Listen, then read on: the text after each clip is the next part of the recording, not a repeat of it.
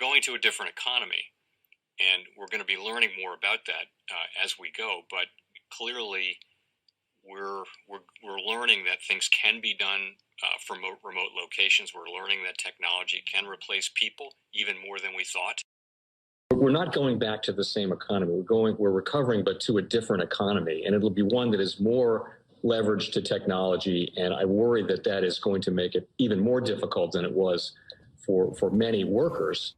In Silicon Valley, and my friends who work in technology know that what we did to the manufacturing workers, we are now going to do to the retail workers, the call center workers, the fast food workers, the truck drivers, and then even bookkeepers, accountants, insurance agents, lawyers, and on through the economy. So what happened to the manufacturing workers is a very clear sign. This effort, and China has big plans for this. They intend to seed their digital yuan into the global environment by giving it away to visitors at next winter's Olympics. When they arrive at the airport, they're going to get yuan digital wallets. They're going to receive digital yuan. They're going to use it throughout their visits to Beijing, and then they're going to take it back to their home countries. They see this as a huge advantage. Why? Because who controls the underlying protocols, who controls the underlying standards of the future of money will control the future of money. Welcome to the Crypto Teacher. And guys, I come back with that video just to make you think. We have Anthony Scaramucci on CNBC, a paid contributor, also a hedge fund guy. Speaks about Bitcoin and institutions coming in. But guys, we know who's pumping its price. That's right, the Fed. And then also we had Kathy Wood say 500,000 Bitcoin by 2024. By 2024, guys, a digital yuan would have already took over the world. And by that time, Bitcoin will show that it's only for the robots, algorithms, and drones. Remember, crypto means hidden message. And then Anthony Scaramucci says Trump is a domestic terrorist. And guys, we see more of the Hegelian dialectic. They're going to use Trump as this economy starts to move down. And remember, the Crypto Teacher told you, because I know when it comes to the New World Order, it's all planned out. You have a wonderful day. On Tuesday, our next guest says he now owns about $1 billion worth of Bitcoin. Joining us is Anthony Scaramucci, founder and co-managing partner of Skybridge Capital, also, of course, the CNBC contributor. You started with, what, $400 million, right, Anthony? It was a little under that. It was probably around 300, Andrew. But, yeah, good morning. And we sort of talked about this in March of the beginning of the year. We were establishing our position. We had a $100,000 price target for year end.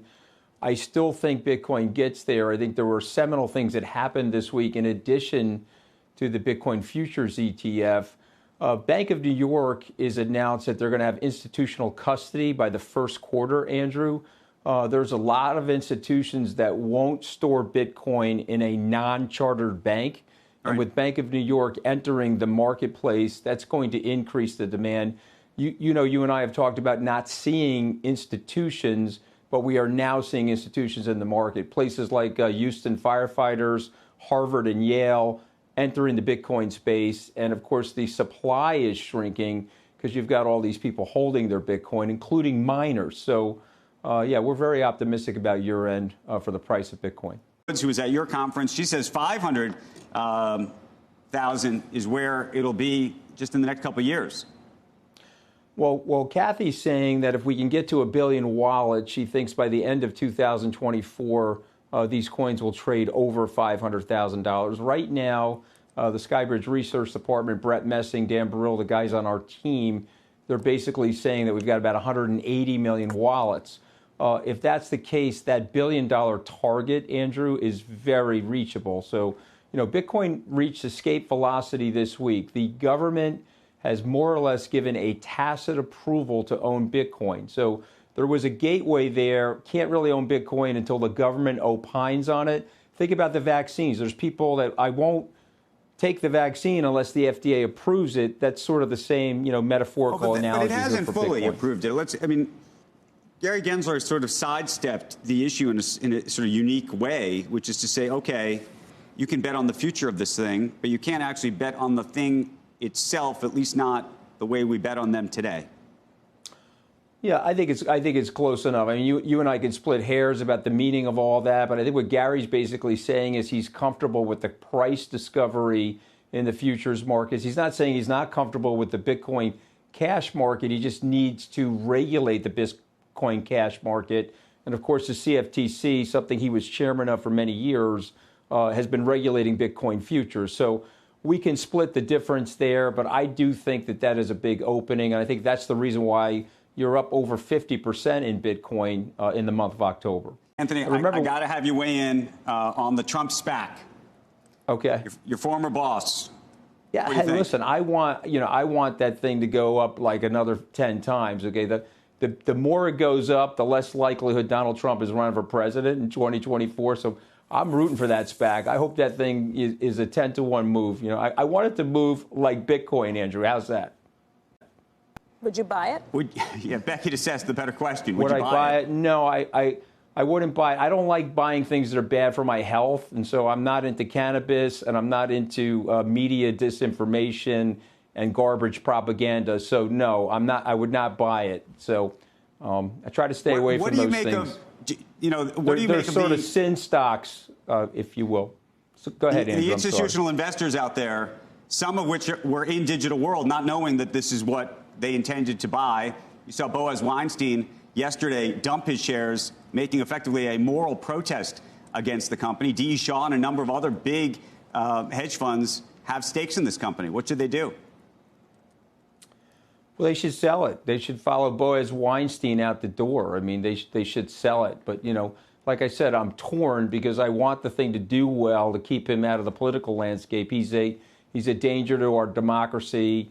He was part of the insurrection. I personally think he's a domestic terrorist. So I want the guy out as far away from politics as possible. And I want that once great party to rebuild itself. And remember, we have a beautiful country, wonderful, colorful mosaic of people. And I'm an entrepreneur. Entrepreneurial politicians should expand their ideas and expand their reach to the voters. They shouldn't be contracting their ideas and going back into the 40s and 50s with nonsensical rhetoric. So I hope he stays out of the political game. God bless him with the stock. I wish everybody well, Andrew.